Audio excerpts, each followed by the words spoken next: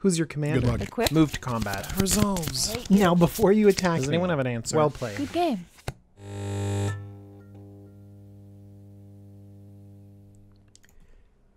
Hello everyone, my name is DJ and you're watching the Jumbo Commander YouTube channel. I've been putting out a bunch of arena content specifically about Singleton because I think it's awesome. And so I'm going to be playing a Boros deck.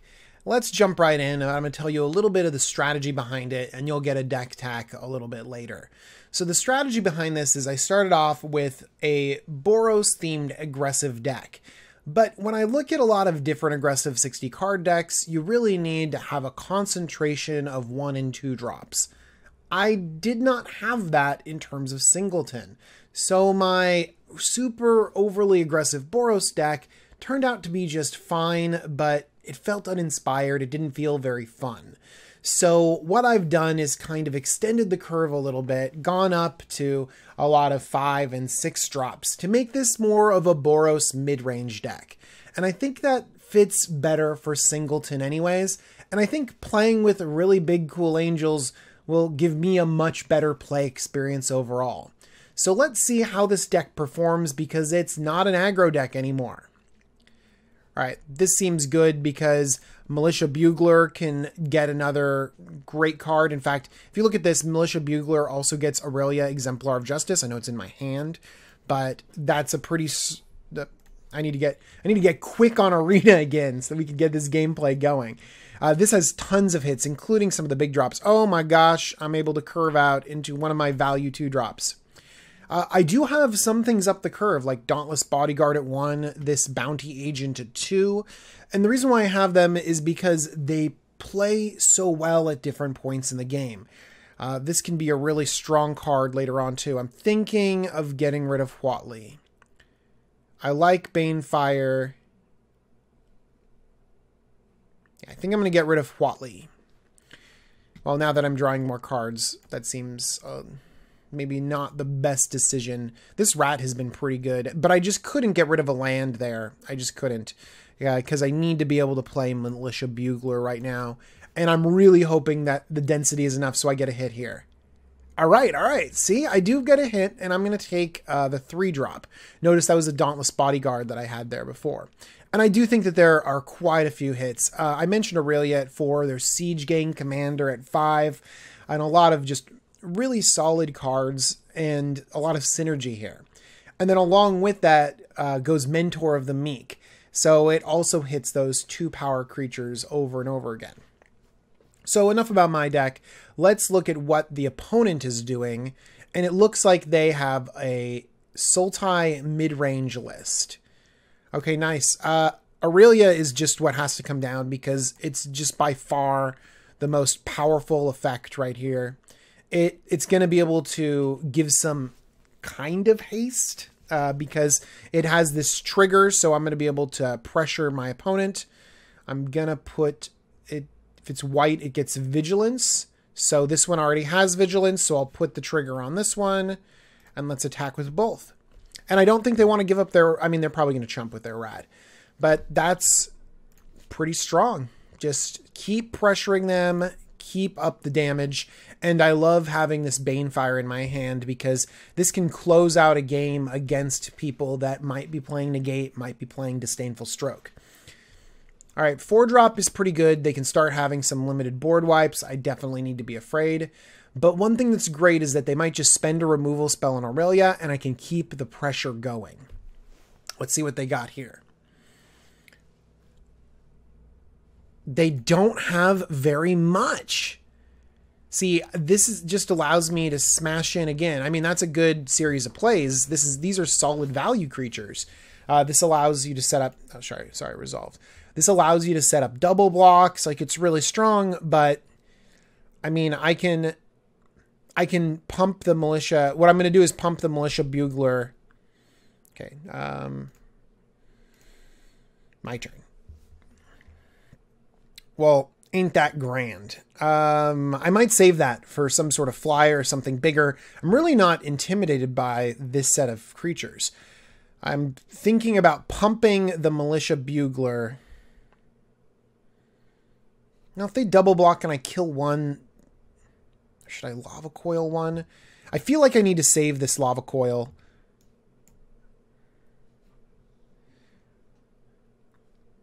So if I play the lava coil, then this gives my militia bugler a free attack, and they're probably going to chump as well.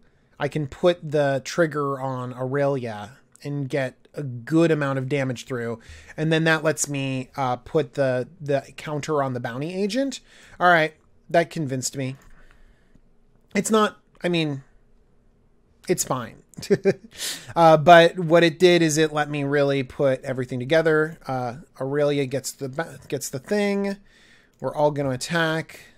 3 attackers. The mentor trigger goes on the bounty agent, which lets it attack through, and now they don't have any good blocks. So they might end up chumping to try and just save some life. I'm really afraid of what happens at 5 mana, but this is the pressure that this deck kind of needs. Yeah, that seems great for me. And 4, 5, 6, 7, 8, 9, 10 with the mentor. I have lethal on board. I'm going to play the Sunwing. Black doesn't have... So these colors don't have a lot at 5. White has Wraths at 5.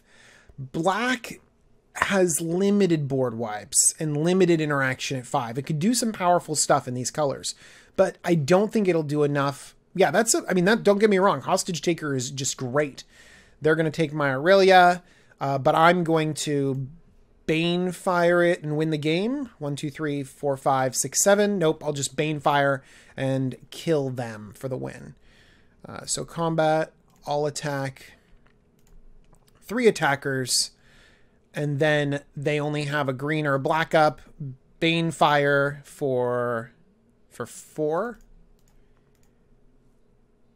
Yep, Bane Fire for 4 and finish off the opponent. And that's how this deck is played. You have different points on the curve, and if they stumble a little bit or if they're playing value creatures, you just dominate the game. And I'm really happy that this first game played out really well, because then you have an idea of what's in this deck. You even noticed a few synergies about it. So let's go talk about the deck in a little bit more detail, and I'm going to play some games and see if any of them are interesting or teach you a little bit more about this specific deck. Hello everyone, this is the deck tech portion of the video. Hopefully you're enjoying the gameplay going on. Let me just talk about this Boros deck, and hopefully you can understand what's going on and really take a good look at the list, and maybe you can enjoy playing it. So I talked earlier about some of the disadvantages of playing an aggro deck. There just aren't enough quality 1-drops and 2-drops, so I didn't go for that. I only included the quality 1-drops that I really wanted, and there was one, Dauntless Bodyguard. It's because it's great in the late game. My 2-drops are Resilient, Adonto Vanguard, Bounty Agent because it kills stuff, Remorseful Cleric, it deals with problematic graveyards, Dark Dweller gives me card advantage, Direfleet Daredevil is a solid 2-drop with that first strike, great to mentor on top of, but then also can cast a really critical spell in the late game. Dismissive Pyromancer, I didn't have a chance to play with a lot, but it does stuff, and I like cards that do stuff. Crater Maker is insane. I've had it kill a Karn before, which is really good. I know 4-mana Karn isn't as impressive as Karn Liberated, but still it's killing Planeswalkers and being a solid 2-drop. The rest of my 2-drops, 1 and 2-drops, are divided amongst removal, and removal at this level is really good because there are aggressive decks. Shock. This Integrity is sometimes used as a combat trick, but Intervention is just really good.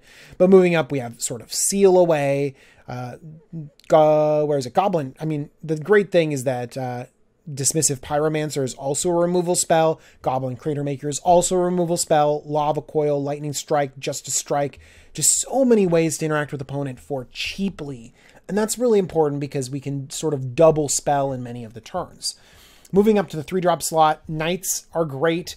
This Sunwing is a huge tempo swing and a flyer. I've really enjoyed it. But now we have something that I care a lot about, which is this 2-drop package, Mentor of the Meek and Militia Bugler. There are a surprising amount of 2 power or less creatures in this deck, and I've actually really enjoyed the card advantage that these two have given us. I'm not all in on the strategy. I'm just dabbling in it, and I'm pretty satisfied with it. Another 3-drop Resplendent Angel, just insane. Legion Warboss, also insane.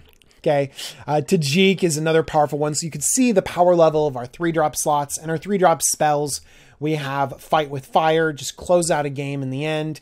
Risk Factor sometimes deals a lot of damage, but people know how powerful this is. So a lot of time they're letting me draw cards because they think I'm going to have 1 and 2 drops that I'm drawing, but I don't. I have things like Resplendent Angel and History of Benalia and some of the things that you're going to see a little bit later. Boros Locket, I wasn't sure. I needed card draw. I was thinking about maybe needing some ramp. Same thing with Sarkin, some card draw, maybe some ramp if we're talking about dragons, because I have a few of them. But going up to the 4-drops, a Johnny, I wasn't sure about. It was just so-so. But then it started performing pretty well, so I might be coming around on a Johnny. But Planeswalkers in general are just powerful, so it deserves an inclusion. Some removal with the Tribunal and the Binding. The Settle is, I don't know. You might think that in a more aggressive deck, the Settle isn't good, but this is a mid-range deck. I'm totally fine with going up to the 5, 6, 7 drops and waiting for the opponent to attack me and then settle them out. Another cards up here, Rekindling Phoenix is a powerful flyer. Aurelia, another powerful flyer. Then we go up to more flyers with Lyra, Demanding Dragon, and Siege Gang Commander. Again, a 2-power creature that comes down and just dominates the board. Huatli Warrior Poet, another Planeswalker that's like, are you good? I don't know if you're good. But then you look at the minus and you're like, oh, I can use Huatli as a creature generator. I can gain life if I'm getting attacked too much, or I can use that minus and falter my opponent for the win. Huatli has been amazing in these decks. And then also Zetalpa, an 8-drop. Okay, the reason why I have Zetalpa in here is because I lost to Zetalpa a couple times in some other Singleton decks, and I was just like blowing my mind about how I'm going to answer this stupid card. I'm like, do I have my Vraska's Contempt? No? Okay, I lose to this now. It was just so powerful. I was like, I want to play it. Top end, we have Banefire, very easy mana. We have Field of Ruin to deal with the flip Search for Esconta because that card is insane. Memorial to Glory is an ability to just get a few soldiers out. I really like this when pressuring opponents' Planeswalkers. I've seen this in the Teferi deck. Teferi sort of stabilizes, lands at Teferi, and suddenly it's really hard to get anything through. And Memorial to Glory might be able to just barely get these soldiers on the battlefield and threaten someone. I don't know. That's just a hard thing to win. I like Banefire against those controlled decks to just close them out because they take so long. You're just waiting to draw your Banefire and you just 11 them for the win, which is something I'm really excited about. And then also ways to get back into the game. I skipped over it earlier because it just needs more time to talk about it. Experimental Frenzy. Such an amazing card. I talk about how much I love Future Sight, and Experimental Frenzy is just that in Standard, in Singleton, easier to cast, comes down earlier, has a little bit of a disadvantage, but I've played 2, 3, 4 cards off the top with it, and it's just amazing. I also love the way that it works with, where is it down here? It's my 2-drop. It's the Dark Dweller Oracle, because I can pay 1 and sacrifice a creature to exile the top card. So if I'm really in a desperate spot, which I have been before, I've paid 1 mana and exiled this land that I can't get off the top to dig deeper to something that I really needed. And so as you can see, this deck has a solid curve. It's really concentrated the 2 and 3 drop slot, but there's a lot of removal there. And so as you move up, you definitely hit these bigger, more impressive cards, and stuff like Siege Gang Commander and Zetalpa and Lyra and Aurelia. They all do a great job of just closing out the game. And really, it's a fun deck that people misrepresent and they don't quite understand. And so, by the way, Dawn of Hope is another one of those late game cards that can draw you cards and just win against control decks. Okay. I hope you really like this build. I've been enjoying playing it. Please take it, try it out, and I hope you enjoy playing some Singleton like I have. All right, let's get it back in and watch a few more games with this Boros Smash deck. All right, you're joining me for some more Boros smashing, and this seems fine. Lyra at the top end is just great, and this Remorseful Cleric just can get in a lot of damage early and can sometimes really hose an opponent. I like it a lot.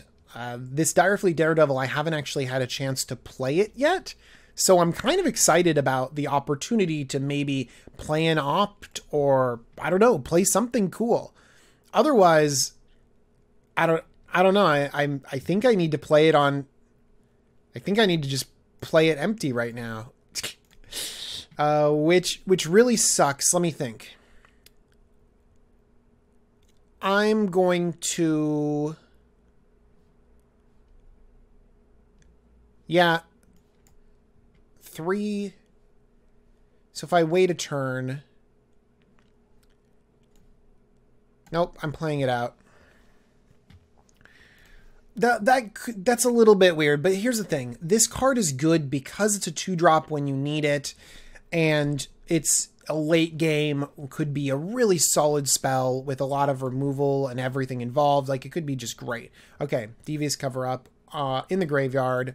Geez, another counter spell in the graveyard. Okay, this seems good.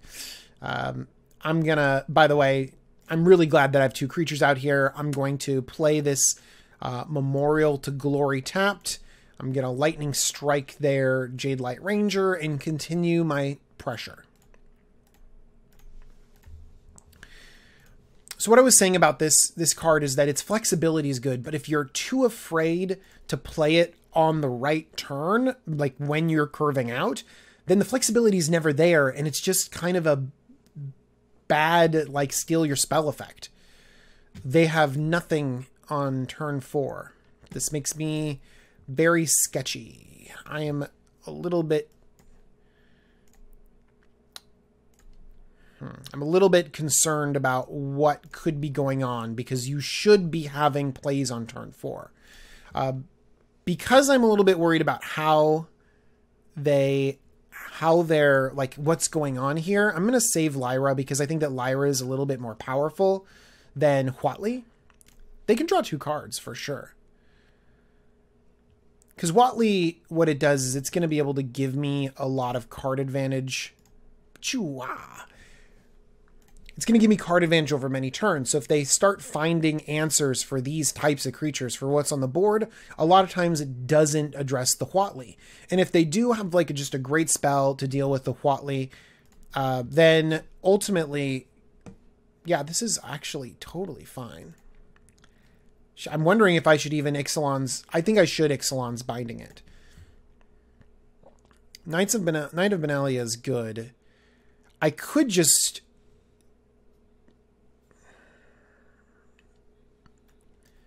I'm going to Ixalan's Binding it, and the reason why is because this gives you so much card... Oh, they just couldn't take it. That would have been a lot of pressure, by the way. 7 damage coming in, and they were at 10. Yeah, that would have been quite a bit of damage, and so just they didn't have enough relevant plays early on, and the tempo was great, and I think that they were really hoping for a block, like me to hold back a creature, and then to get card selection to get back in the game. And so, again, just a solid curve, ended up winning the game. Claim that prize. All right, this is the Boros deck, and we have a 1-lander here. You can kind of see the types of cards that are in this deck a little bit more now. We have late game cards, and we also have some, like, aggressive low drop cards. And then Fight with Fire, which is an amazing late game card as well. I really would love to keep this hand, but of course, just 1-lander, it's just impossible. Let's mulligan this. This could be my downfall. Opponent goes first. Adonto Vanguard.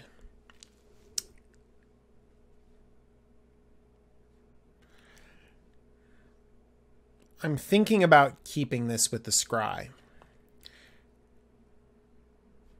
I'm thinking that Experimental Frenzy could... Card advantage in this deck is very difficult, and I think Experimental Frenzy could get me back into the game. And going to... Okay, yeah, let's keep that on top. Going down so low to 5 cards, man, it's just not... It's really not what you want to do. And so now that this is sort of a a 2-lander hand, I feel a little bit better, although I feel like I'm already starting off this game at a severe disadvantage. So let's see how the opponent does, because they also took a mulligan. Maybe if I was paying closer attention to that, it would have changed my mind. But again, I'm hitting land drops. I still need the red mana, but this Adonto Vanguard is a pretty nice clock, and it's really nice to have it gain indestructible, be able to sort of smash through your opponent. And mono black doesn't tend to be an extremely aggressive deck unless they play a rat right here. By the way, it's probably not mono black. I have not run into many mono decks because it is pretty difficult to assemble that many cards. So odds are they went to 6. They only have 1 color of mana, kind of like I do right here. Oh my gosh, I hit a 3-drop. That is just magical. Let's get in for some damage. Play my bugler and let's see if we can get any hits. Interesting if they're pausing here. I think if they have like a moment of craving or some sort of infernal offering or something like that, they should just spew it off against this Vanguard, because they need to get into the late game where they draw their extra cards. I think it's totally appropriate to take out a 3-power creature when you don't have anything on board. This was such a lucky draw from me, although, I mean, I really hope I hit something that I can play next turn in case I don't draw a land, this like land insurance. Come on. See, whiff. But I'm pretty fine even with it whiffing. Sometimes hitting 2 lands and a removal spell, that would happen in a lot of decks. Tajik is one of those powerful cards that doesn't exactly hit it on the curve. Okay, this is probably a Grixis build. I think there might be missing blue. Lightning Strike. That resolves. This is great, because this is how desperate they are, because that is not a prime target. Well, I did not hit my land drop, but we're both kind of struggling in this game right now. So I guess it's something we could deal with together. I'm going to play a Dawn of Hope, which doesn't even do anything. But if I draw another Plains, I got something to do. Yeah, the reason why you don't see Rakdos very often is because it's not one of the color pairs in Guilds of Ravnica. And so a lot of the time it's really a combination. Oh man, this is great. So people might want to spew Experimental Frenzy, but I want to put out Aurelia just immediately. I'm just so excited to get those extra points of damage in, and just Aurelia is just super powerful. Yep. Put the trigger right there. I'm totally fine with making this indestructible as well. So if they have like anything except for like a Vraska's Contempt or a Murder. Where's the Murder aimed at? Yeah. So that's fine. The Murder resolves. I think they should have done that before the trigger, but it's hard to know when to do these kinds of things.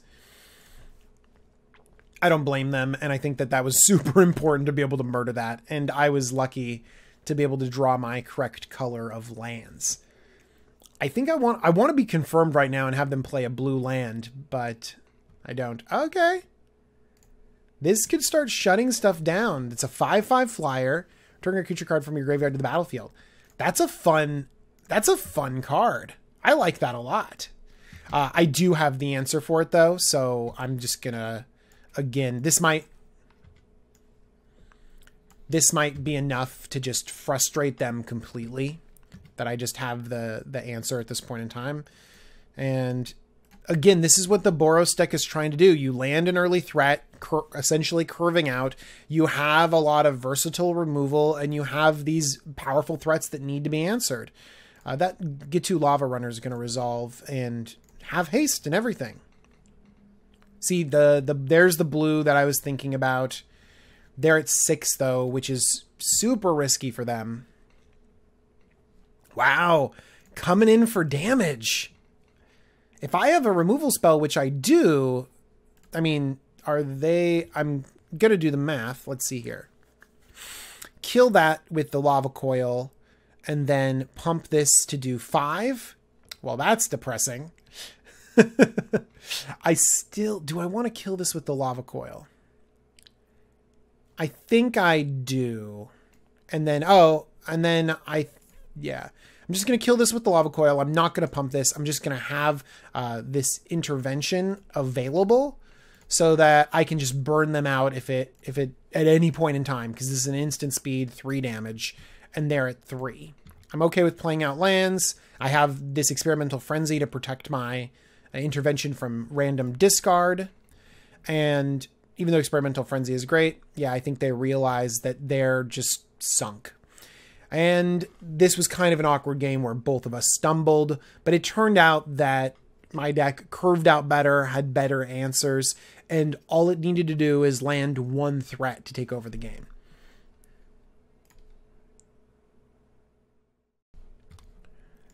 All right, let's see more action from the Boros mid-range deck. I do not like this at all. Just getting Dawn of Hope down is definitely not good enough. You can see more cards they haven't seen before, like Shock and Demanding Dragon. I mentioned Siege Gang Commander, but that wasn't good. But again, this is awful.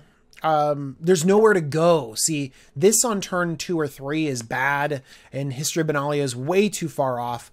Our mana is great, and Field of Ruin is a great answer against Flipped as Kanta, which I think is a necessity.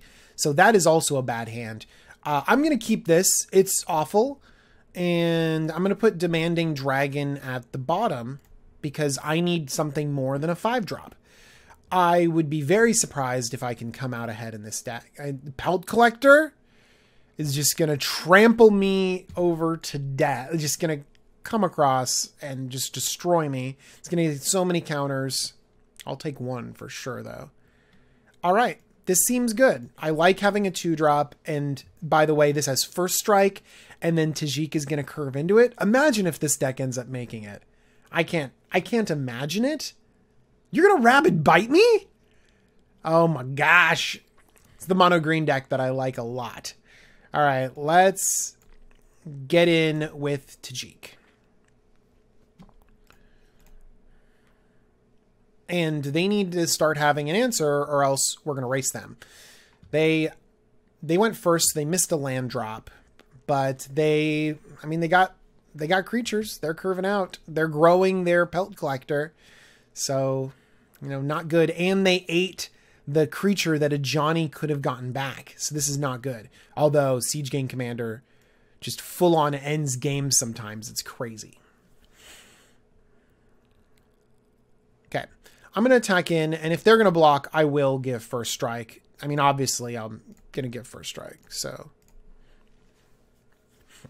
I don't think they're going to. Yeah. And then, let's see here. Put a +1/+1 counter. I don't care about that. I don't care about that. This Ajani might not be very good. I like having the Goblin Crater Maker on the battlefield. If they go to grow the Pelt Collector again, I think I'm just going to pop it off. But this creature is pretty valuable on the battlefield because it's a mentor target. If they try to race me, I'm not in a good place to race. Just saying, they're gaining life because they're gonna. I guess they gain life in a different situation. I'm not blocking. Yeah, I'm not blocking. I'm gonna be able to mentor over there. I don't know. I'm gonna try to race. I think that might be the only way for me to actually just try to get back in this game even a little bit. Okay. A Johnny put on 2 counters. Just get in for tons of damage. And then they might have the problem of saying like, look, I need to deal with the Johnny. Okay. So counter. All attack. Mentor on top of that. Then suddenly you're taking 8 and you have lethal sitting on board and you do not have lethal against me. Man, this is, I was trash talking a Johnny just a second ago, but that allowed for a very strong play. Again, I really like what's going on here. They had to hold back. They might have some sort of trick. Let's see here. I mean, again, if I keep my mana up in order to give First Strike, that seems like a pretty powerful effect. So let's just, again, make these creatures really, really difficult to block. And let's come in for the attacks.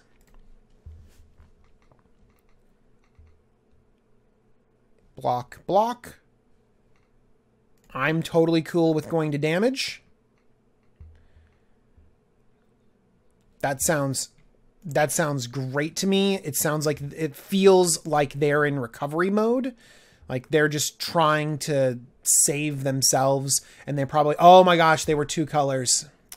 I'm sorry. I'm sorry, Sarkin bro. You're probably going to gain life right here, but this doesn't give you a good block at all. And then Siege Gang Commander basically closes out the game. But yeah, I'm just thinking in my head about ways to win that turn, but it was inevitable.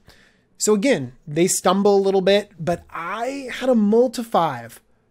Yeah, I had a really, really bad hand to begin with. And so it just shows the power of making sure you build a deck with the proper curve.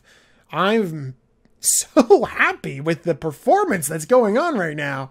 Turn on the stream and suddenly the deck is just working so much better. Because remember, I was playing a very aggro-centered Boros deck and it was struggling. And this seems to be just claiming prizes left and right. Another game with my big Boros mid-range deck, 2 lands. I got a little bit of interaction in a Legion Warboss. I'd rather have some sort of other thing that affects the battlefield, but I'm going to keep this. I've played with Experimental Frenzy before, and it can definitely just win games on its own. So, and Legion Warboss, I mean, does something similar to that. Why, hello there, Chandra. How you doing? Chandra playing red, man. Oh man, girl, you gotta calm down. Why you gotta be so mad all the time? Menace, sacrifice. All right, I'm gonna see if they do anything. This feels like it could be the kind of deck that suits this up or enchants it, or I don't know, has some sort of interaction. I'm gonna take 1 and see what their 2-drop play is before I shock, because my spell is worth more than this 1-drop, especially with Dark Dweller coming down. But I want to be hitting different points on the curve for sure. What 2-drop you got? Play a 2-drop. Yep, that resolves. And I will shock it. If I draw a land, I feel like my draw is lining up really, really well against theirs. I'm extremely, extremely happy with my curve out. Hitting that land makes me feel great because I can at least Legion Warboss, and then that makes them answer it, because they might just try to answer this Goblin Dark Dweller right now. It's an aggressive deck. They have 1s and 2-drops. They might just like kill it, attack in. That would make me feel really good because this Legion Warboss can just take over a game on its own. Ooh. Oh, it has Menace. Sorry, I don't see Fire Shrine Keeper very often. I was like, what trick do you have there? Okay. Very cool. 1/2 is going to be able to deal with my Goblin token pretty well, but that's okay. But it doesn't deal with this attacker very well. So we're going to turn the corner in terms of attacking. Would love to draw land next turn, but I'm cool if it doesn't, because yeah, that's a good block. I'm cool if I don't draw land because I have a Legion Warboss on the battlefield, which just makes me feel very powerful, especially when they didn't address my Goblin Dark Dweller or Dark Dwelling Oracle. Although they didn't need to because this creature had Menace. +3/+0. That's a pretty, I mean, that's a sizable body, but I don't like the mana investment. It makes this deck feel very, very aggressive with those kinds of late game plays. I'm going to take it. No blockers. Makes me wonder why this didn't come in. So they basically don't have any plays, so they want to smack me for 4, but they still want to keep this back. No, a Johnny would have been great. A Johnny would have been spectacular. But let's instead Legion Warboss and come in with all 2-drops. Should I kill this? What do they have for 1? Like, are they baiting me? No, they're not. Oh no. Shoot. I thought it was all attackers and I clicked too much. Oh well. There's usually an all attackers button, but because it auto attacked with this, I definitely didn't do that right. That's okay. I'm wondering if I want to Dark Dweller this goblin to try to hit a land. I'm going to try it.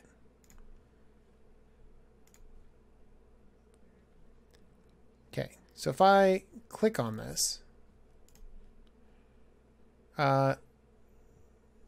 sacrifice a creature. I want to do this, and I want to sacrifice this stupid creature. And I would very much like to hit a land. I will play that. I mean, this makes me look like a genius, right? It just makes me look so good. After screwing up horribly and not even attacking in to deal damage, now I'm actually slightly threatened by this. Oh my gosh. Really? And now I have my easy 1-drop to get rid of? I'm going to sacrifice this Adanto Vanguard. Oh wait, enters the battlefield, deals 5 damage to a target opponent unless that player sacrifices a creature. So I'm going to not activate that. So that resolves, and then I sacrifice this creature. Sure. All right.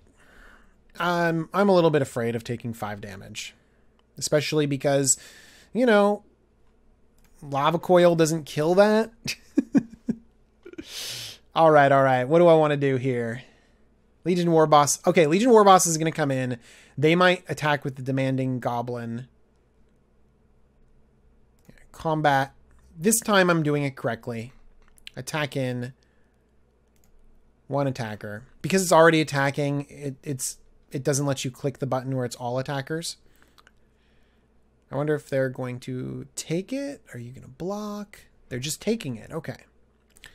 Which is probably the right decision when they have the ability to really take over the game. But now, part of me wants to be able to settle the wreckage them.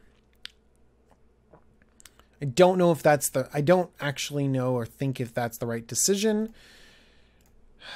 I can make my creatures bigger. Actually able to pressure her. Pressure Chandra. I don't know. I'm just going to pass the turn. And if I can trade Settle for Demanding Dragon, I feel like my deck will win. Because look, I have Experimental Frenzy. I have a Johnny. Like, I have good stuff. Oh my gosh. So let's just spew this off now. That turned out to be very good. Very good.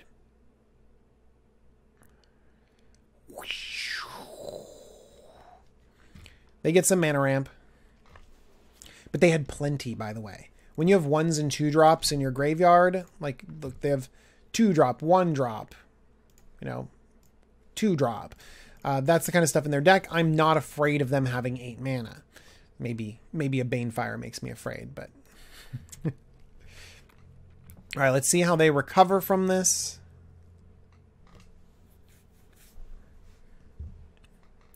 Gutter Snipe is kind of a scary card. I've seen it do a ton of work. It's not scary enough for me to Lava Coil it. I'm going to Johnny. Well, maybe it is now. I'm going to Johnny first. We're going to spread out the love, make Legion Warboss bigger, and make this little creature bigger. I am going to Lava Coil this now.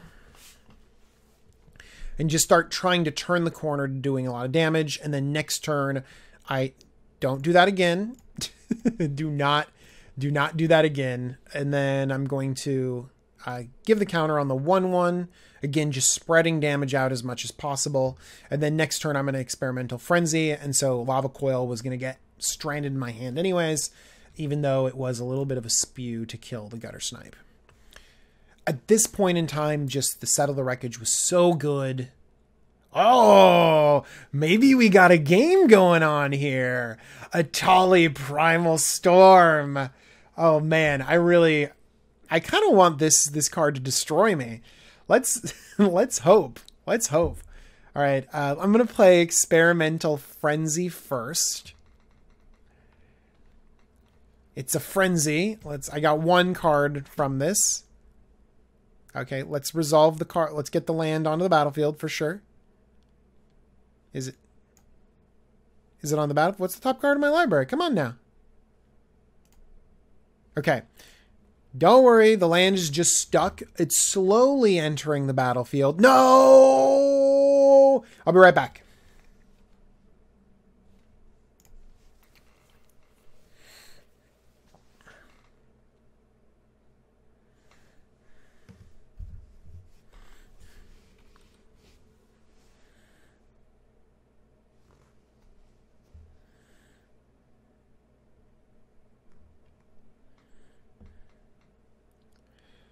All right, my planes just entered the battlefield. I have a Banefire on top, which I will definitely draw. I'm running out of time, so let's make this a 1, and then let's attack with everything. Attack, attack, attack, attack. 5 attackers sounds good. Let's make this a 2/2. And they're going to block the 3/3, but then this just lets lethal damage, or close to lethal damage through, or lethal damage through. Yeah, they have to have some sort of really great interaction to be able to deal with this. And I also have 2 damage off the top with Banefire. So I'm really glad that I was able to reconnect to this game, because like I thought, this is pretty much in the bag. I mean, they could have a shock or something like that, but this feels very good. 1, 2, 3, 4, 5, 6, 7. Let's go to damage. There we go. We did it. And this has been Boros mid-range, sort of a big Boros, focusing on the curve, doing really good work. And I'm going to collect my reward, and it's Pride of Conquerors, which is also a very, very scary card. And we have it here. This Singleton event, it went 5-0, and it didn't really struggle in a lot of different decks. I have not played this deck a lot, so I don't know exactly what are the best matchups, what it really folds to. It clearly performs really well when you can land a threat and then start answering other stuff.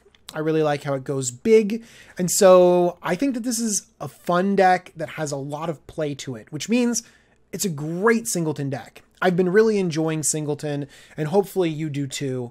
If you like this kind of content, let me know in the comments down below. Give me a thumbs up or a thumbs down. Just need to know what's going on in terms of Arena and Singleton. But honestly, I'm having a lot of fun playing this. And I got to thank TCGplayer.com, who sponsors the whole Jumbo Commander YouTube channel, because they support me and let me do stuff like this. Same thing with all of my patrons over on Patreon.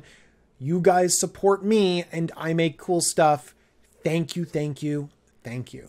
And thank you for watching this video. I'll see you soon. Bye. Claim prize.